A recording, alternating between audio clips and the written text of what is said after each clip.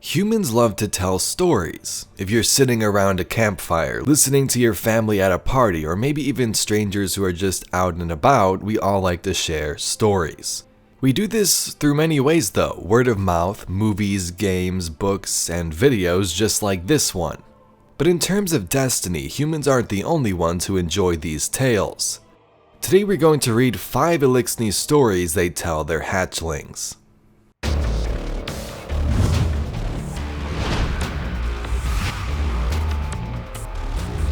So these stories can be found on the Solstice of Heroes Warlock armor set. We'll start with the hood and then go down to the gloves, robes, boots, and then bond. Our first story is how the Fallen explained the sword logic to their hatchlings. The sword logic for the hive, or the basic idea of it, is that the hive need to continue killing to get stronger and grow. They must keep killing to survive. So here's the story. The hungriest Thrall.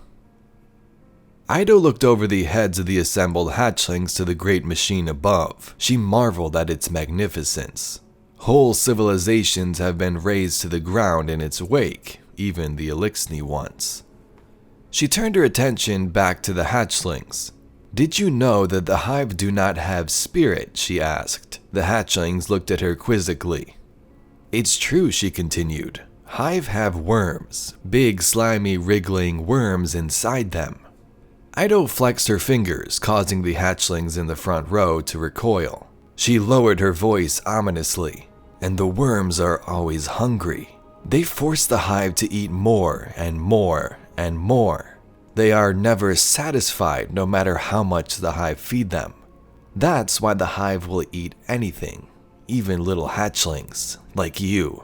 Eido snapped at them, causing shrieks of dismay.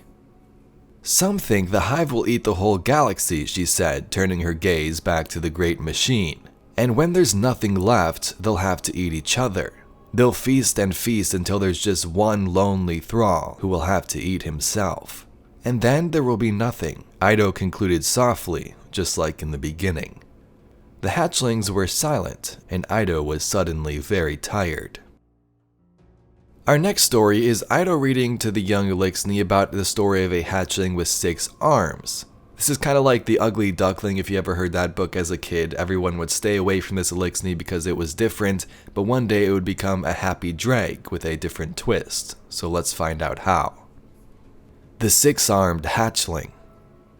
Eido gathered the hatchlings around her. It was late in the day and she was reluctant to let them roam the streets at night, so she enticed them back to camp with the promise of old Eliksni legends. "There was once a hatchling," she began once they had quieted down, "who was born with 6 arms. Eido used her upper arms to point to the spot below her lower arms, and all of his clutch mates mocked him for it." The hatchlings murmured knowingly. Many of them had experienced mocking. When the hatchling became old enough, he competed against his siblings for ether and status in his house.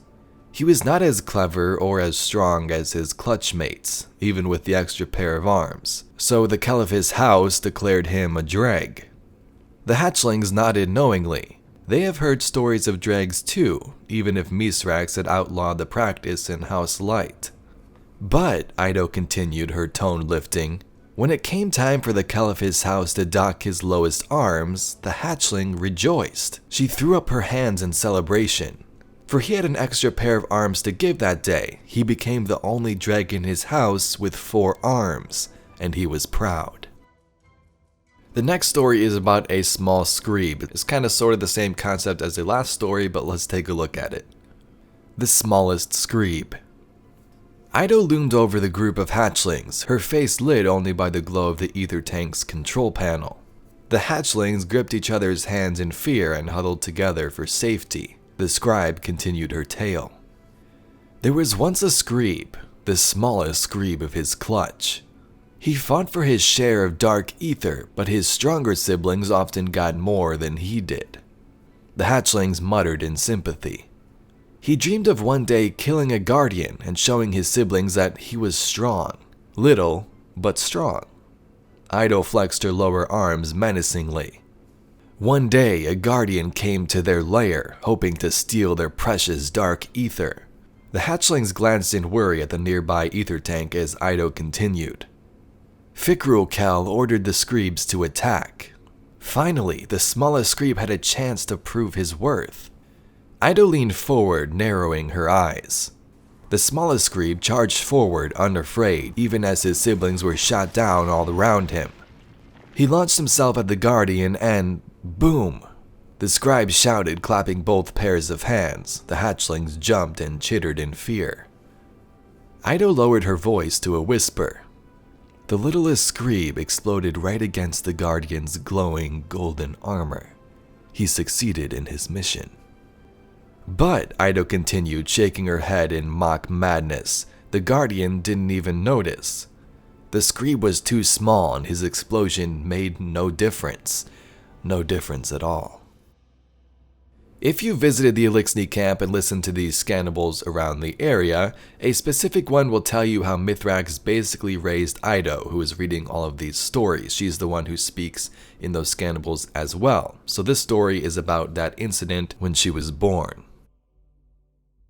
The hatchling whose mother was a KETCH.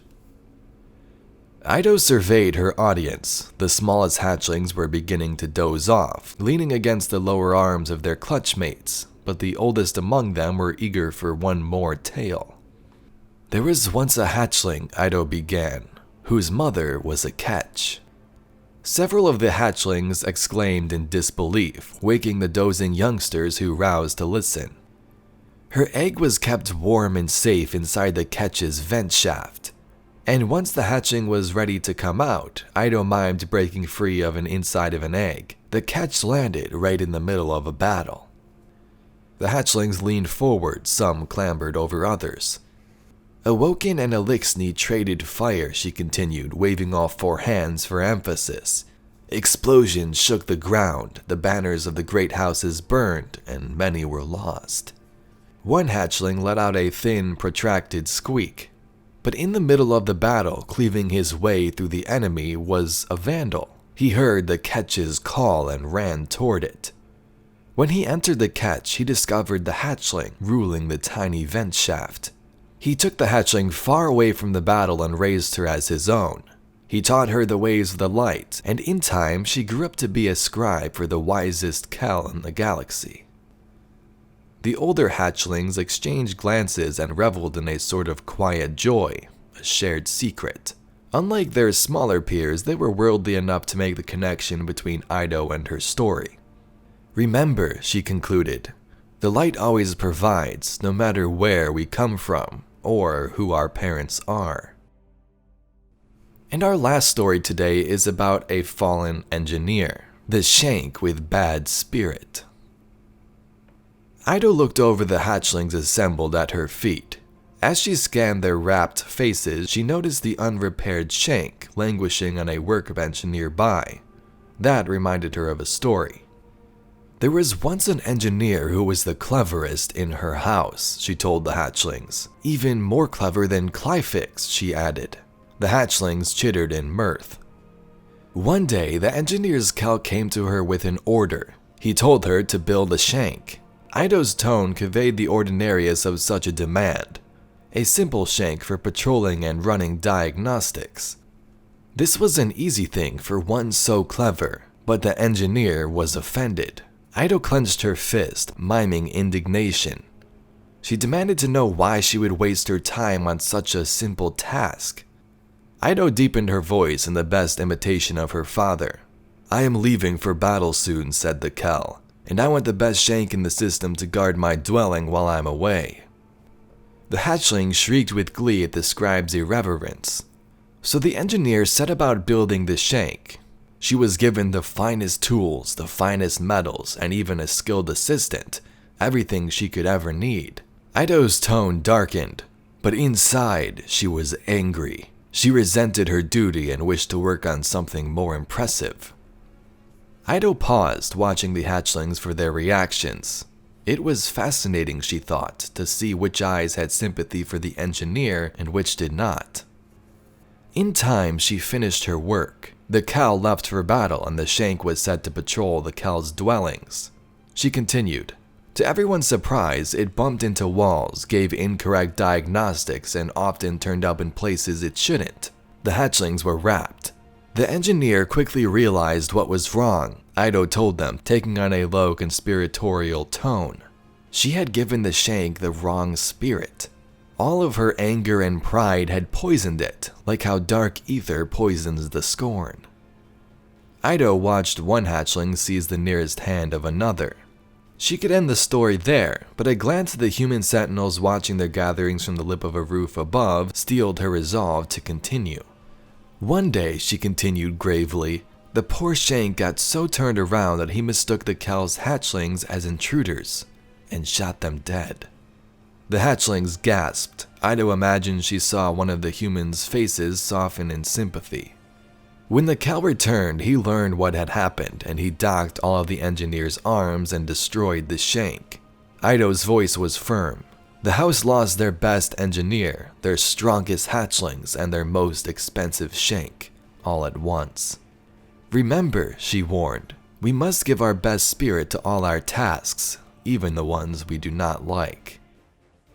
So Guardians, there you have it, 5 stories that Eido told the Eliksni hatchlings. We're going to be talking about some other Fallen stories in future videos, so if you'd like to see those, be sure to subscribe to the channel. Anyway, thank you very much for watching. My name's Evade, and I'll catch you Guardians in the next one.